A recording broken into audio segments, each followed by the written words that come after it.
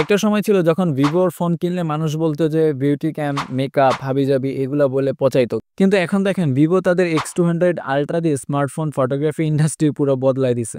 আসসালামু আলাইকুম। তো আজকের ভিডিওতে ভিভো X200 আল্ট্রা নিয়ে কথা বলবো। ভিভোর এই স্মার্টফোনটা মার্কেটে রিলিজ হওয়ার পর থেকে স্মার্টফোন ফটোগ্রাফি ইন্ডাস্ট্রিটা পুরোপুরি চেঞ্জ হয়ে গিয়েছে। অ্যাপেলের সাথে যদি তুলনা করেন ভিভো এখানে খুবই অনেক বেশি আগায় গেছে, যার ফলে অ্যাপেলকে এখানে পাত্তাই দিতেছে না। আমরা জানি সাধারণত স্মার্টফোনে একটাই প্রসেসর থাকে যেটা দিয়ে আর কি সবকিছুই প্রসেস করা হয়। ধরেন যে গেমিং করেন, আপনি ভিডিও এডিটিং করেন, আপনি ছবি তোলেন, ভিডিও করেন, যত প্রসেসিং এর কাজ আছে সবকিছু একটা প্রসেসর দিয়েই করা হয়।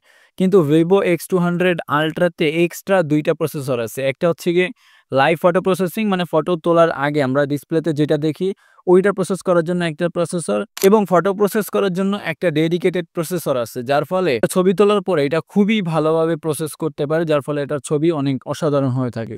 বিশেষ করে ভিভো যে এই ধরনের পোর্ট্রেট দিতেছে এটার সামনে অ্যাপেলও দাঁড়াতে পারতেছে না। কারণ হচ্ছে লো লাইট বলেন, ডে লাইট বলেন, সব জায়গায় অসাধারণ লেভেলে কিছু পোর্ট্রেট দিতেছে, যেটা আমরা অলরেডি ইন্টারনেটে দেখতেছি। তবে যদি ডেডিকেটেড ভিডিওগ্রাফির কথা বলেন তাহলে এখানে অ্যাপেল এখনো আগায় রয়েছে, যার ফলে শুধুমাত্র ভিডিওগ্রাফি করতে গেলে এখনো মানুষজন নিতেছে, অ্যাপেলকে চুজ করতেছে ভিভো বা অ্যান্ড্রয়েডের তুলনায়। তো এই তো আজকের এই ছোট ভিডিওটা এতটুকুই ছিল। ইনশাআল্লাহ দেখা হবে নেক্সট কোনো ভিডিওতে।